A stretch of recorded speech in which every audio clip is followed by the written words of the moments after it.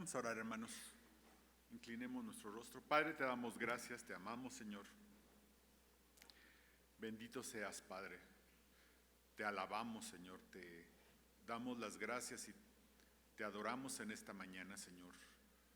Porque tú has sido fiel siempre, Señor, en nuestras vidas, con esta iglesia, con nosotros, Señor. Ahora que al abrir tu palabra, tú hables a nuestro corazón, a nuestra necesidad, Señor. Y que nuestro corazón sea dócil, sensible, Padre, dispuesto para obedecerte. No para escuchar lo que está a nuestro alrededor, sino para escucharte solo a ti, Señor. Y que nos hables. En nombre de Cristo Jesús. Amén. Hemos visto durante estas semanas algunos temas relacionados hemos visto acerca de los hombres, acerca de las mujeres, algunos temas relacionados con el matrimonio, algunos temas que hemos estado platicando, hablando, meditando en la palabra de Dios. Y hermanos, esto es a veces un poco controversial porque cada día el mundo, ¿verdad? El mundo cambia, el mundo tiene sus propias verdades, tiene sus propios paradigmas, sus propias formas de pensar. El mundo cada día el mundo está empezando a pensar de manera diferente a como la Biblia dice que deben ser las cosas. Nos podrán parecer cosas normales o incluso aberraciones, pero el mundo siempre buscará y siempre caminará por caminos diferentes a lo que dice la palabra de Dios. Siempre va a buscar caminos diferentes. No, es difícil que el mundo tome en cuenta a Dios, el mundo que está allá afuera tome en cuenta a Dios o tome en cuenta lo que dice su palabra. Difícilmente lo hará. Okay. Entonces, lo importante, hermanos, no es voltear a ver lo que dice el mundo, lo que todo mundo piensa, lo que el mundo cree, sino lo que dice la Biblia acerca de los temas que tratamos.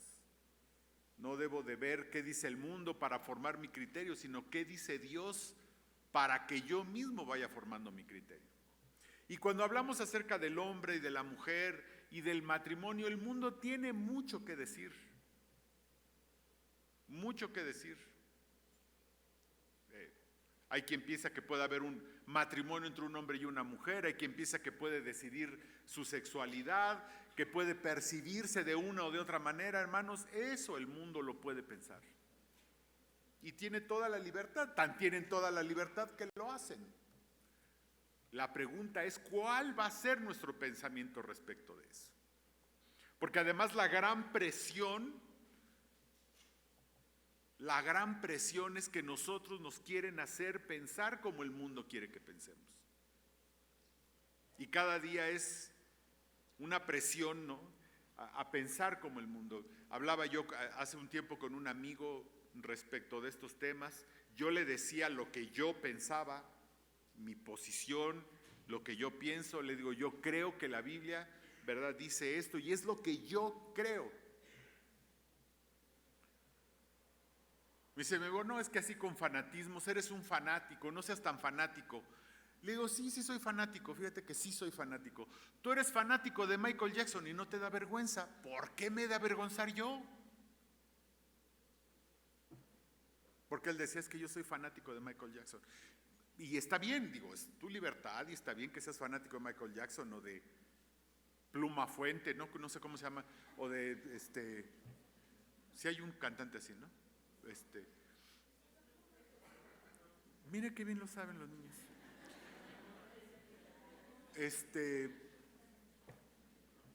Tú te dices fanático de Bugs Bunny o Bad Bunny y no te avergüenza. Y no te avergüenza. ¿Por qué me voy a avergonzar de decir que yo creo lo que dice la Biblia? ¿Por qué me he de avergonzar? ¿Soy fanático? Sí lo soy. Sí lo soy.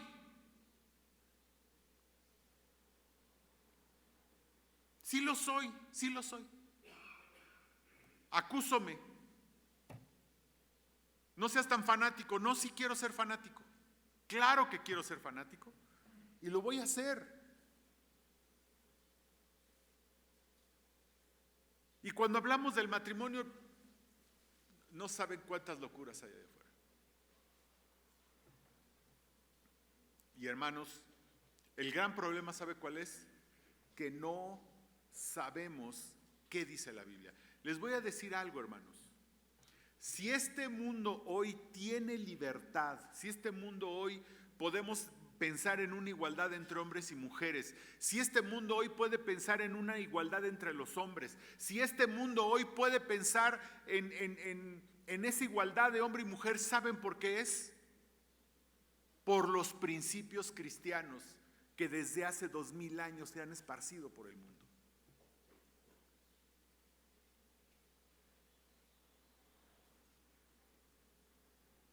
Y esto lo digo, hermanos, porque la vez pasada, el domingo pasado, hablamos acerca de las responsabilidades de un hombre en su hogar, de lo que a un hombre en su hogar le toca o debe de hacer, o las responsabilidades que debe tener. Y hoy vamos a ver qué debería hacer una mujer dentro de su hogar. Vamos allá, Primera de Pedro, ya lo leímos el domingo pasado. Vamos a leerlo nuevamente. Primera de Pedro, capítulo 3, versículos del 1 al 7, dice: asimismo vosotras, mujeres, estad sujetas a vuestros maridos, para que también los que no creen a la palabra sean ganados sin palabra por la conducta de sus esposas, considerando vuestra conducta casta y respetuosa. Vuestro atavío no sea del externo, de peinados ostentosos, de adornos de oro, de vestidos lujosos, sino el interno, el del corazón, en el incorruptible ornato de un espíritu afable y apacible, que es de grande estima delante de Dios. Porque así también se ataviaban en otro tiempo aquellas santas mujeres que esperaban en Dios, estando sujetas a sus maridos, como Sara obedecía a Abraham, llamándole Señor, de la cual vosotras habéis venido a ser hijas y hacéis el bien sin temer ninguna amenaza. Vosotros, maridos, igualmente vivid con ella sabiamente, dando honor a la mujer como a vaso más frágil y como a coherederas de la gracia de la vida, para que vuestras oraciones no tengan estorbos. El domingo pasado vimos este último versículo, el versículo 7, y hoy vamos a meditar acerca de los 6 primeros. Y fíjese nada más, la palabra con la que empiezan todos estos versículos dice asimismo.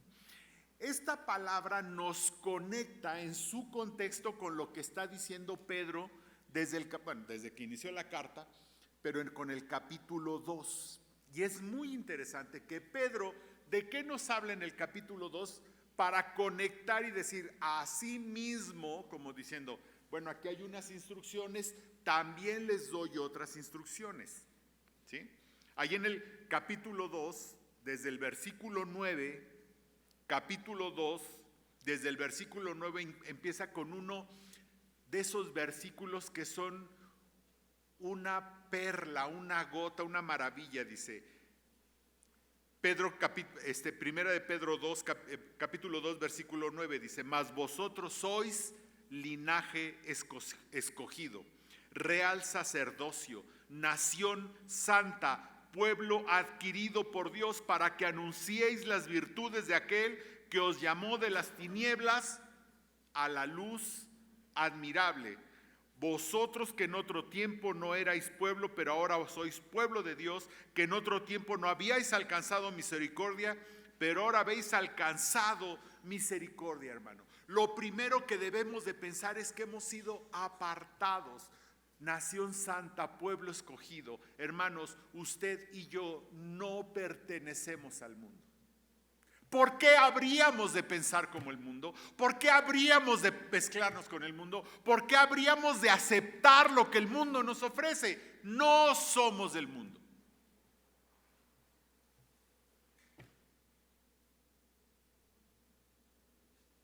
Cada vez que usted me dice es que todo el mundo lo hace, pues entonces usted es de todo el mundo, no es de Cristo.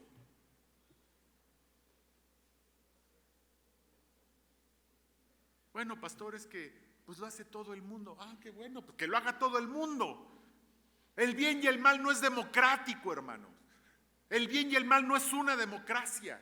Lo correcto y lo correcto no es una democracia. Porque todo el mundo lo hace, ¿es bueno? No.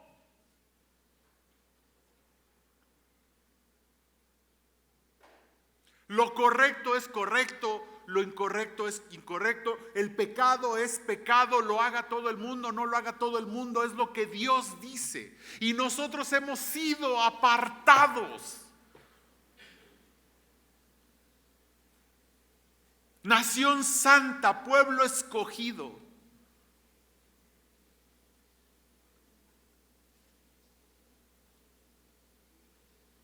¿Por qué hemos de actuar como todo el mundo?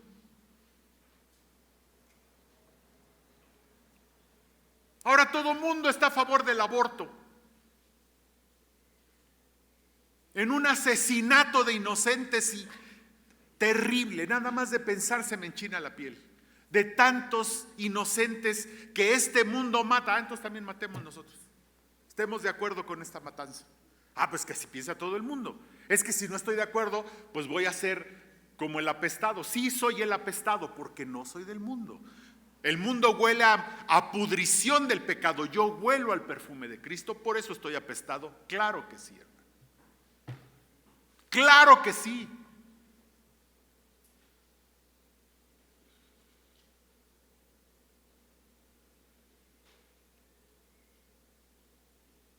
No hay manera, hermano, en que usted me diga y que usted me justifique que el aborto es algo correcto.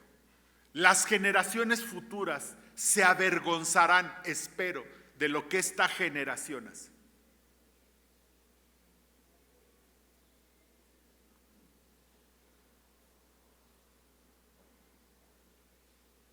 Que ahora cada quien se percibe de acuerdo a su... Bueno, el mundo que se perciba como se le pegue su regalada gana. Nosotros no somos del mundo, hermano.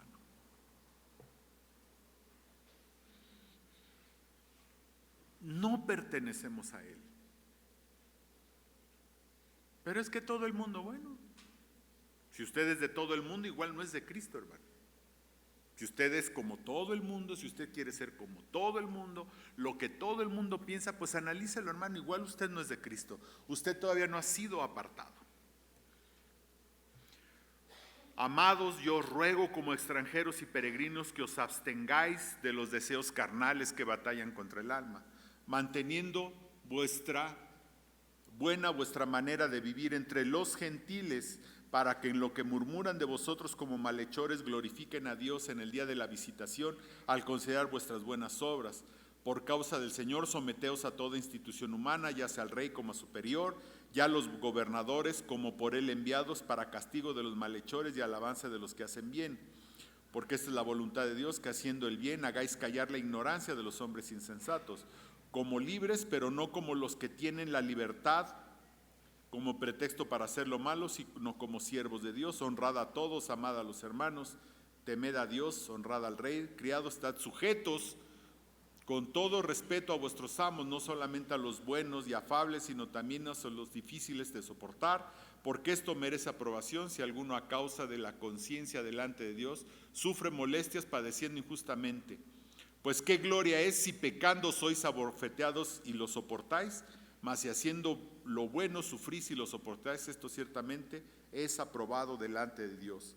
Pues para esto fuisteis llamados, porque también Cristo padeció por nosotros, dejándonos ejemplo para que sigáis sus pisadas, el cual no hizo pecado ni se halló engaño en su boca, quien cuando lo maldecía no respondía con maldición, cuando padecía no amenazaba, sino encomendaba la causa al que juzga justamente, quien llevó él mismo nuestros pecados en su cuerpo sobre el madero, para que nosotros, estando muertos a los pecados, vivamos a la justicia, y por cuya herida fuisteis sanados. Porque vosotros erais como ovejas descarriadas, pero ahora habéis vuelto al pastor y obispo de vuestras almas. Y ahora sí Pedro dice, así mismo, después de dar todas estas instrucciones, después de habernos dicho que hemos sido rescatados por Cristo, después de habernos dicho que hemos sido apartados, que hemos muerto a los pecados, que éramos ovejas descarriadas, pero que ahora tenemos pastor, que no pertenecemos al mundo, que somos diferentes, que hemos sido apartados para anunciar las virtudes de aquel. Ahora entonces entra al tema, a sí mismo, y le va a hablar a las casadas y a los casados. En este contexto, Pedro nos va a hablar de manera muy concreta en temas del hogar, de la familia, del matrimonio. Y entonces está como diciendo, bueno, estos son instrucciones generales, vamos a decirlo así, y dice, así mismo, ahora sí, vamos con ustedes casadas, y al último con ustedes hermanos, que yo lo hice al revés, primero hablé a los hermanos y después a las casadas. Y entonces en el primer versículo dice, asimismo vosotras mujeres estad sujetas a vuestros maridos. Fíjense la razón, para que también los que no creen a la palabra sean ganados sin palabra por la conducta de sus esposas. Mientras estudiaba esto yo me preguntaba, ¿por qué Pedro, verdad? ¿Por qué Pedro dice que la sujeción es una conducta que pudiera traer a Cristo a aquellos hombres inconversos? Que se da mucho, ¿no? Que la mujer viene a Cristo, la esposa, la hermana, ¿verdad? Viene a Cristo, tiene un marido no creyente, y dice Pedro, miren, la sujeción, una mujer que sabe sujetarse, que sabe vivir bajo autoridad en su hogar, es un testimonio para que su marido venga a Cristo. Que ese es el primer punto. La sujeción es un testimonio. ¿Por qué, hermano? Yo me devanaba los sesos en la semana, ¿verdad? ¿Por qué Pedro habrá dicho, ¿no?, que la sujeción es un testimonio para que aquellos hombres no creyentes vengan a Cristo? ¿Sabe por qué? Porque lo natural es no sujetarnos, hermano. Porque lo que hace el mundo, está hablando del contraste entre nosotros y el mundo. ¿Qué es lo natural en el mundo? Hombres y mujeres rebeldes. Hombres y mujeres rebeldes. No es un tema de mujeres, no es un tema de hombres, hermano. Es un tema del ser humano. Nuestra tendencia, ¿cuál es? La rebeldía. La tendencia natural de nosotros como humanos es la rebeldía.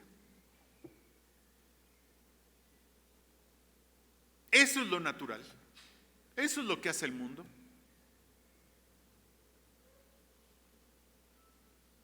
Allá afuera, lo que se espera de la gente, es más, lo natural, a veces deseable inclusive, a veces lo ven como una virtud.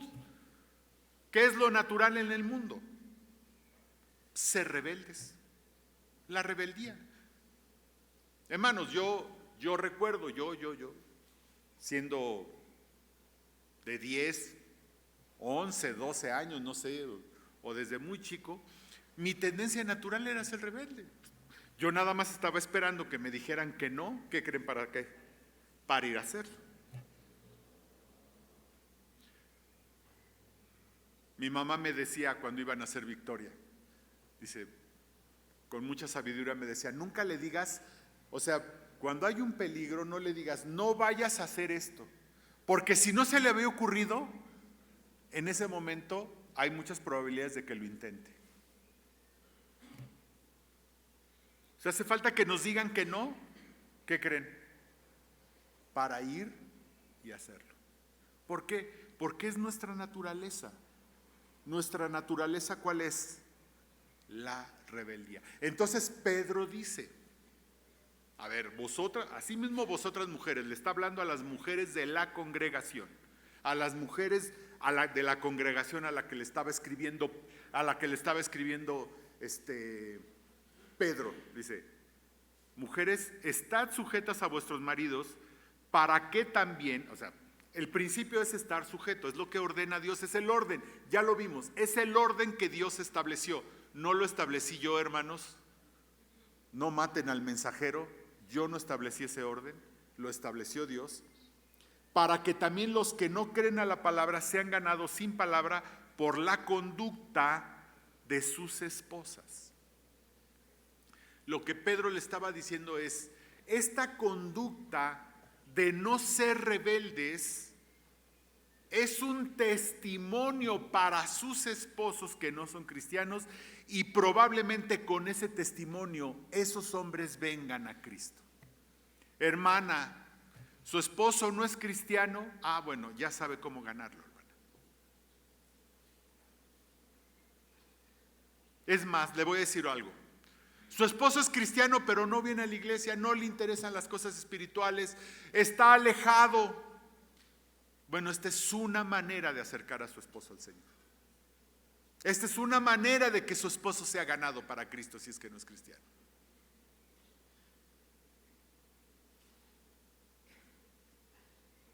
Es que, pastor, tengo un diablo de marido. Bueno, ya sabe cómo ganarlo.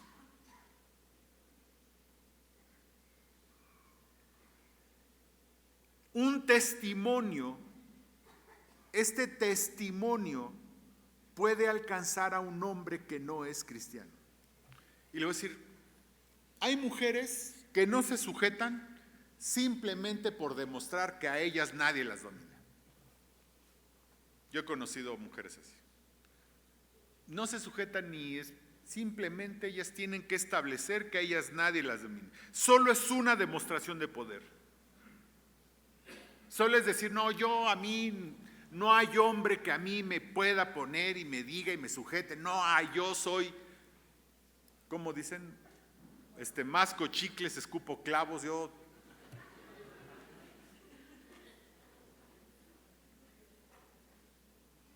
Nada más por eso. ¿Sabe qué? No hay mujer más débil que esa. No hay mujer más débil que esa.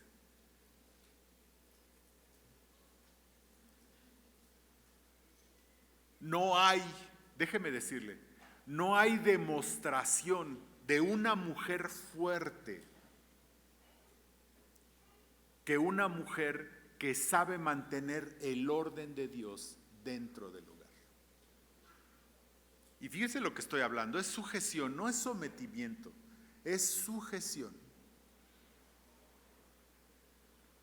Es sujeción. Versículo 2, considerando vuestra conducta casta,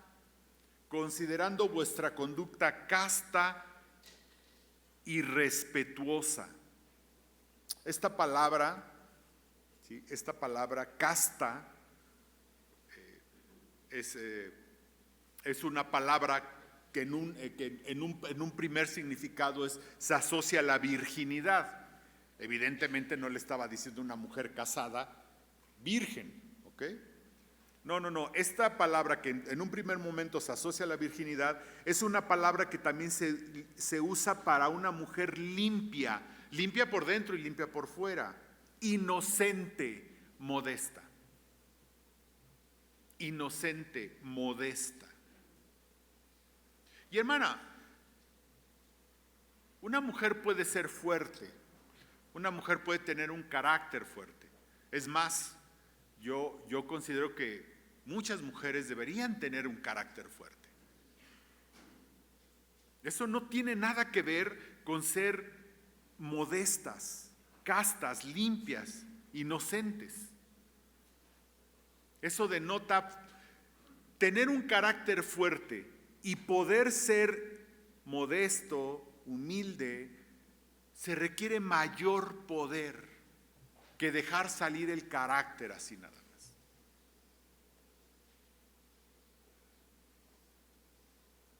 No hay mayor poder en una persona que el poder de dominarnos a nosotros mismos.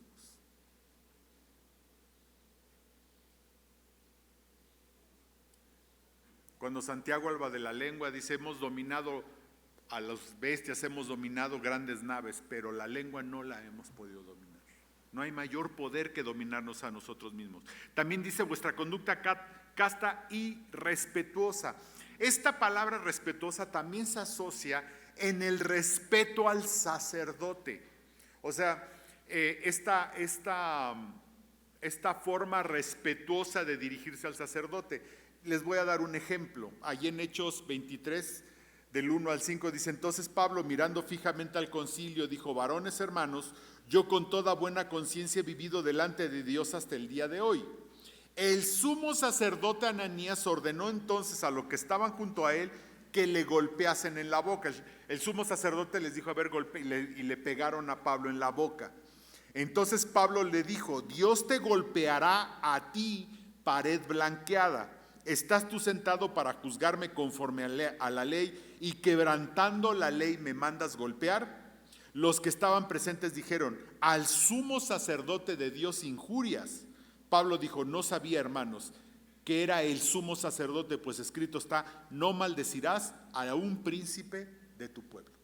Este respeto que se le tenía al sumo sacerdote habla de esta misma palabra, respetuosa. O sea, es respeto por la autoridad establecida por Dios.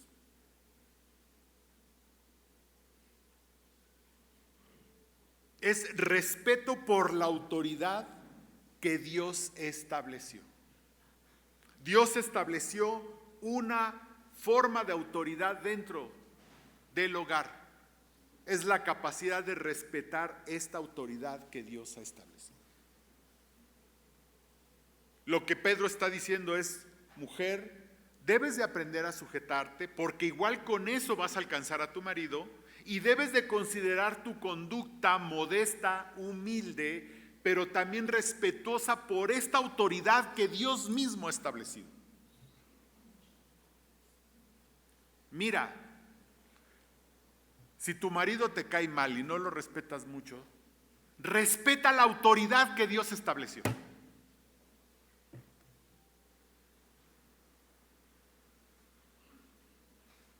Respeta esa autoridad. Es también los hijos. Mira, joven, señorita, muchacho, lo que sea, tal vez tus padres te caen mal, son terribles, son lo peor de esta tierra. Quisieras no obedecerlos, pero ¿sabes qué? Por lo menos respeta la autoridad que Dios estableció en tu casa, aunque tus papás te caigan mal.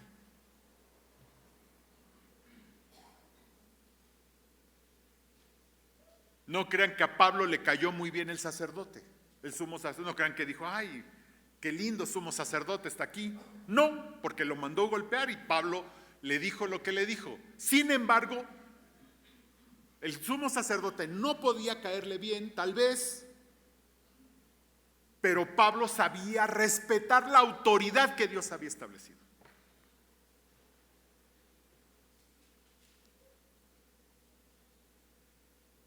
Por eso, hermano, usted no puede decir: bueno, es que mi marido es medio maleta, me cae medio gordo, es bla, bla, bla. Usted diga lo que quiera de su marido, lo que sea. Hermana, respete la autoridad que Dios estableció. Punto.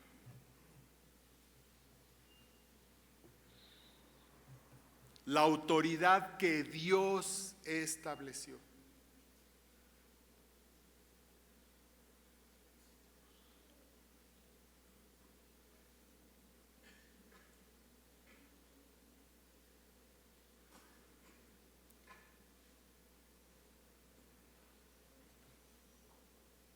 Segundo, vestir con vestiduras blancas, hablando del carácter de las mujeres. Vestir con vestiduras blancas, versículo 3.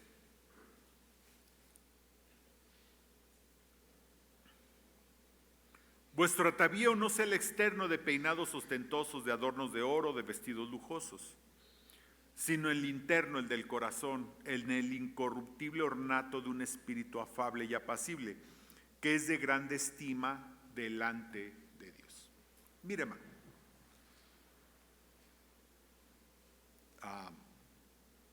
no quiere decir, hermanas, que ustedes no deban de arreglarse. No quiere decir que no deban de, ¿cómo se llama? Hay ciertas confesiones cristianas, ciertas denominaciones que obligan a las mujeres a vestirse de cierta manera, arreglarse de cierta manera, ¿verdad? Cuando van al templo no deben de maquillarse, por ejemplo, y no deben de peinarse de cierta manera. Ayer nos estaban platicando de una iglesia que así es, ¿no? Entonces, y deben ir con un velo y respeto eso, no lo estoy criticando, solamente estoy diciendo que hay denominaciones que así acostumbran. Está bien, así lo establecieron y así lo quieren hacer y está bien, no es una crítica. Pero hermanos, de esto no está hablando la palabra de Dios. Los ornatos y estas cosas de esta época tenían un significado no muy positivo para una mujer. Con esto quiero decir, hermano, que usted se puede arreglar como usted quiera, ¿ok? No es que no es que pensemos que una mujer no debe de arreglarse, hermana. Si usted se quiere poner y maquillarse y colgarse hasta el molcajete, decía mi abuela, usted arréglese. Eso es un asunto distinto de lo que Pedro está diciendo. Pedro lo que está diciendo es que debemos de vestirnos lo que habla a las mujeres, y en general podría aplicarse a todos, es aprender a vestirnos y adornarnos internamente, ¿sí? Primera de Timoteo dice algo muy similar. Primera de Timoteo 2:9 dice: asimismo que las mujeres se atavíen de ropa decorosa, con pudor y modestia, no con peinado ostentoso, ni oro, ni perlas, ni vestidos costosos, sino con buenas obras, como corresponde a mujeres que profesan piedad. ¿Okay? Y Pedro está diciendo que las mujeres no es importante cómo se atavíen o no es importante cómo se vistan por fuera. Eso no es lo importante. Lo importante es cómo se vistan por dentro, ¿sí?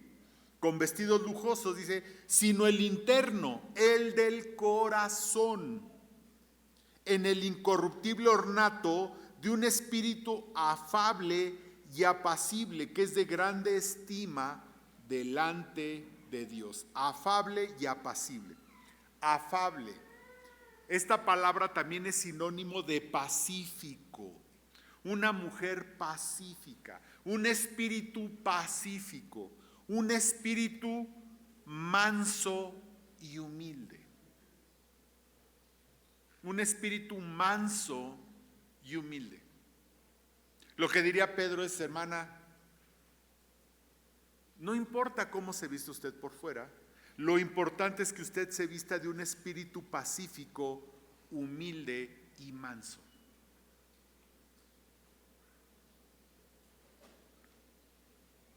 Me decía un amigo, si una mujer no es peleonera, es hombre.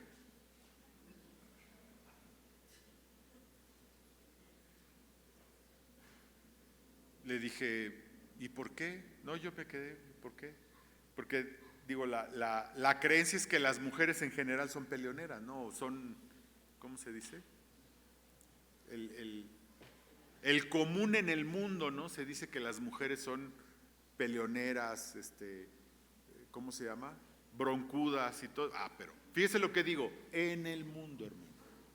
Nosotros no somos del mundo. La mujer cristiana no es del mundo. La mujer cristiana ha sido apartada y separada. La mujer cristiana debe tener un espíritu manso, pacífico y humilde. Debe tener un espíritu apacible. Esta palabra, ¿sabe qué es? Quietud. Pero se refiere a la quietud física o verbal. A la quietud física o verbal, tener un espíritu reposado. Reposado.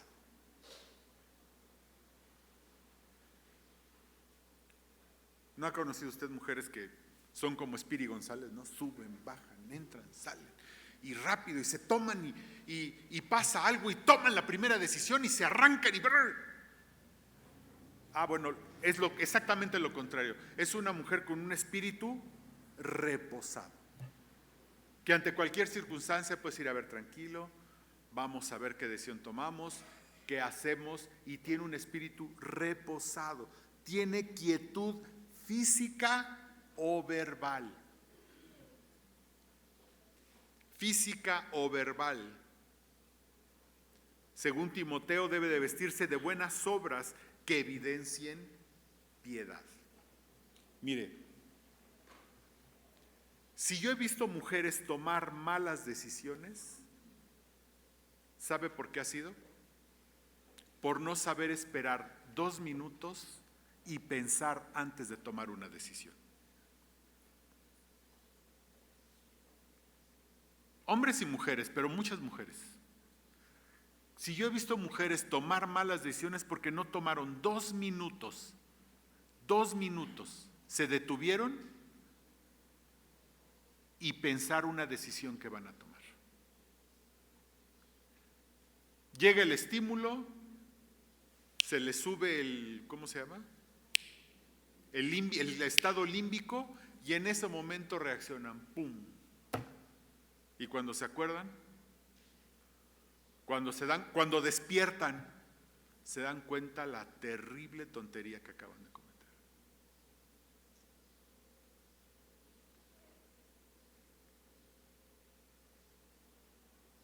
Es esta quietud, hermanos, es esta quietud de saber poner un alto a toda nuestra inquietud verbal o física y decir, a ver, tranquilo, ¿qué voy a hacer? Un espíritu humilde, manso.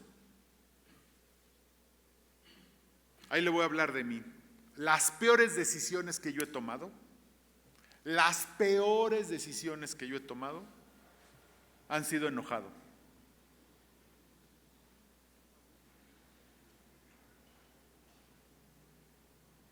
Las peores. No hay nada peor, hermano, que reaccionar con enojo ante una situación. No hay nada peor.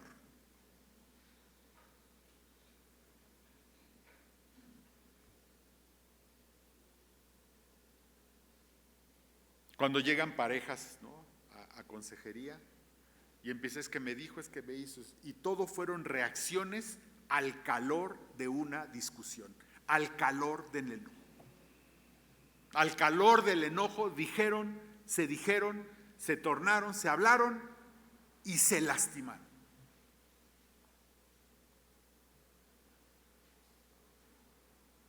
Pedro lo que está diciendo es tener un corazón, un espíritu afable, manso, pacífico y apacible, de quietud física o verbal. Hermanos, no hablemos en inquietud.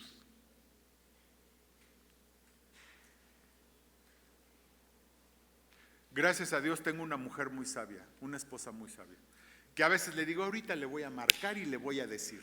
Y me dice, tranquilo, no vayas a decir eso.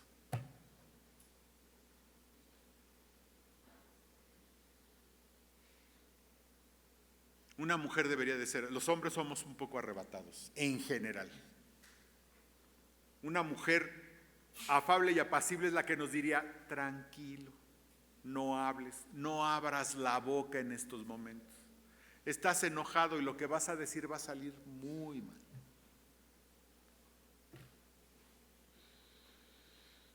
Y dice Pedro, ese es un adorno interno. Un adorno del corazón, incorruptible.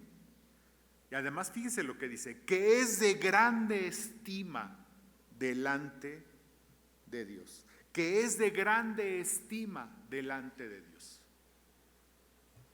Fíjese que todo esto Pedro lo asocia con una forma de vestir. Vamos a ver qué dice la Biblia de esto. Efesios 5, 26 y 27. Dice, hablando del Señor Jesucristo respecto de la iglesia, dice, para santificarla, habiéndola purificado en el lavamiento del agua por la palabra, a fin de presentársela a sí mismo una iglesia gloriosa, que no tuviese mancha ni arruga, hablando como de un vestido, que no tuviese mancha ni arruga, ni cosa semejante, sino que fuese santa y sin mancha. Esos son los vestidos que debemos de vestir, hermanos. Sí, claro, debemos de de vestirnos para la ocasión, por fuera, por supuesto, hermano, nadie está peleado con que nos arreglemos, con que andemos lo mejor posible externamente. Pero lo que la Biblia nos dice es que Dios está buscándose para sí una iglesia que no tuviese mancha ni arruga, ni cosa semejante, hablando como de un vestido. Apocalipsis 3:5, el que venciere será vestido de vestiduras blancas, y no borraré su nombre del libro de la vida, y confesaré su nombre delante de mi Padre y delante de sus ángeles. Pedro hablando de una vestidura interna, esto también hablando de una vestidura interna, pero de una vestidura interna que es de la limpieza de corazón, y es la que debemos de buscar, hermanos. Una limpieza interna. Cuando habla de quietud verbal, hermanos, ¿cuántas cantidades de tonterías habremos dicho por no tener quietud verbal? Por no tener quietud verbal.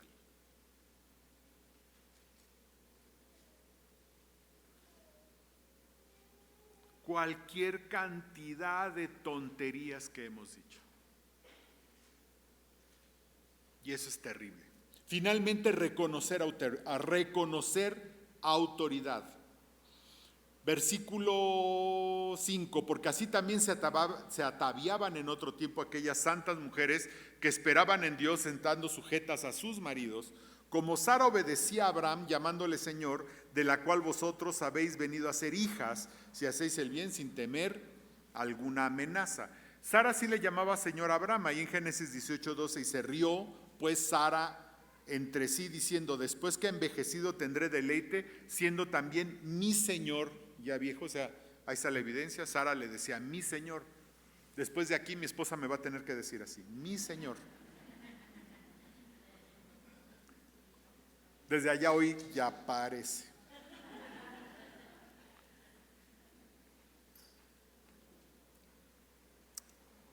Creo que en algún momento dije que la mujer, Dios, gracias a Dios, bendito Dios, nos creó diferentes.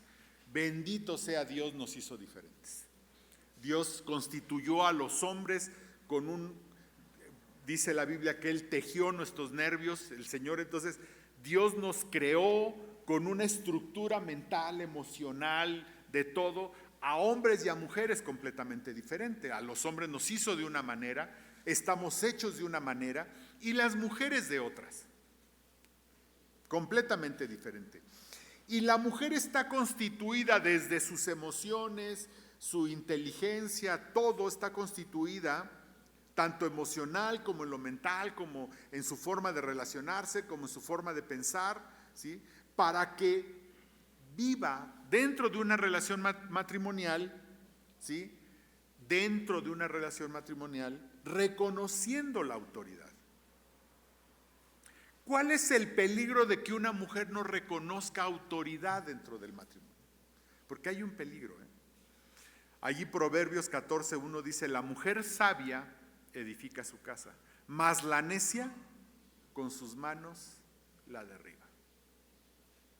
Una mujer que no reconoce autoridad, hermanos, destruye su propio hogar.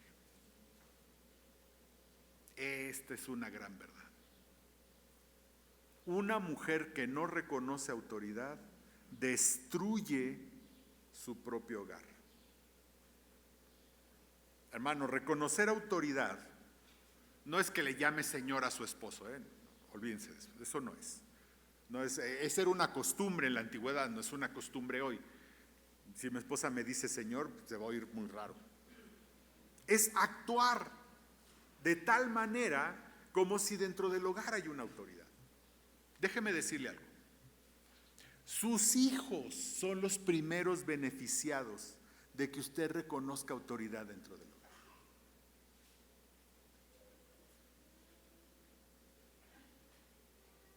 Los hijos por naturaleza no le tenemos miedo a la mamá. Yo no le tenía miedo a mamá. Así miedo no. Sí le tenía respeto, pero al que sí le tenía miedo era mi papá. Ay, sí le tenía miedo. Cuando mi papá me llamaba a cuentas, ahí sí me temblaban las rodillas. Cuando mi mamá me llamaba a cuentas, nada más le hacía así. Y ya, yo sabía que ya no iba a pasar a más. Pero si mi papá me llamaba a cuentas, ahí sí yo temblaba. Y finalmente, si una mujer no reconoce autoridad en su casa, tampoco reconoce la autoridad de Dios. Si no reconoce la autoridad de alguien que ve, mucho menos la de Dios que no ve, hermano. Si una mujer es rebelde en su hogar, hermano, es rebelde con Dios. Por más piadosa que me diga que es, si una mujer no reconoce autoridad en su hogar, esa mujer no reconoce la autoridad de Dios tampoco. Si un hijo no reconoce la autoridad en su hogar, tampoco reconoce la autoridad de Dios. Si no sabemos reconocer la autoridad que Dios puso en el hogar, no vamos a reconocer la autoridad de Dios. Es así de simple. Tan simple como eso. Y fíjese cómo terminan estos versículos. Como Sara obedeció a Abraham, llamándole Señor, de la cual vosotras habéis venido a ser hijas, si hacéis el bien, sin temer ninguna amenaza. Esto tiene dos explicaciones. La primera es, bueno, si se reconoce la autoridad y todos reconocen la autoridad, no tiene por qué haber amenazas dentro del hogar. Yo siempre he dicho, si un hombre tiene que amenazar para establecer su autoridad dentro del hogar, ese hombre ya la perdió completamente. Si un hombre le tiene que decir a una mujer, me obedeces porque yo soy la autoridad en este hogar, ya perdió todo ese hombre. Ese hombre es un cero a la izquierda.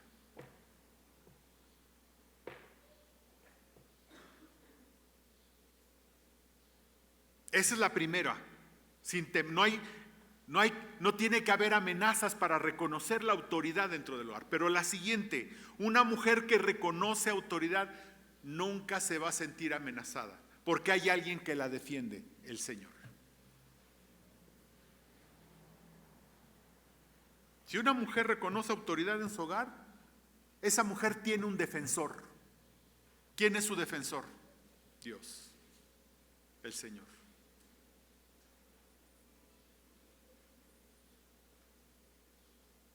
Conocí un matrimonio, se casaron. Bueno, los conocí de novios, ellos se casaron.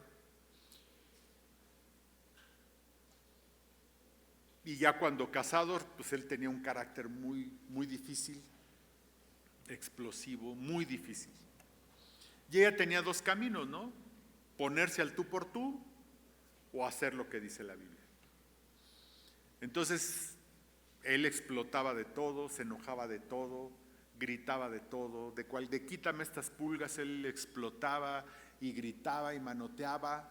No la golpeaba, pero pues no había necesidad, ¿verdad? Es un carácter feo, es horrible vivir con una persona así. Y esta mujer, entendiendo la autoridad de Dios dentro del hogar, se puso a orar. Y se puso a orar. Y se puso a orar por su esposo. Ella sabía que en el hogar había una autoridad y que ella debía de sujetarse, pero también estaba segura de que hay un Dios salvador que nos ha separado, un Dios que promete cosas y que las cumple. Y esta mujer se la vivió de rodillas, orando por su esposo.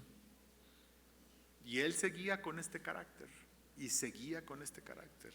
Pero ella más oraba por él. De rodillas esta mujer estuvo por este hombre.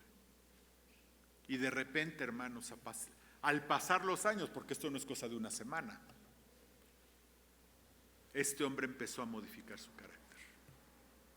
Primero poco, un poco más, un poco más, un poco más. Y ese carácter tan difícil, tan duro, tan explosivo, se empezó a hacer más tranquilo, más afable, más pacífico, más manso. Y esta mujer seguía de rodillas porque ella entendía la autoridad del hogar, pero también entendía quién era su Señor. Y fue cambiando y seguía ella orando por su esposo y este hombre seguía cambiando, hasta que de repente ya era el cambio total. Y este hombre que era tremendamente explosivo, enojón, todo lo que se puede decir de un hombre explosivo, de repente ya era un hombre manso, con un corazón afable, con un corazón humilde, con un buen trato. Y ella obtuvo la victoria, convencida de que la autoridad es puesta por Dios y de que ella había creído en un Dios mucho más poderoso que cualquier carácter de cualquier hombre. Esta es la promesa, hermanos. Esta es la promesa. Si una mujer reconoce autoridad, hermanos, tiene un defensor, que es el Señor Jesucristo. Oremos. Padre, te damos gracias, Señor. Gracias, Padre, por tu amor. Gracias, Padre, por lo que tú haces en nuestras vidas. Ahora, Señor, que como pueblo tuyo entendamos, Padre, que no es lo que dice el mundo, no es como el mundo lo establece, sino como tú lo has establecido, Señor. Como tú quieres que las cosas sean, que podamos entender, Señor, y caminar de esta manera. Padre, que tengamos un corazón sencillo y humilde, afable, pacífico, manso.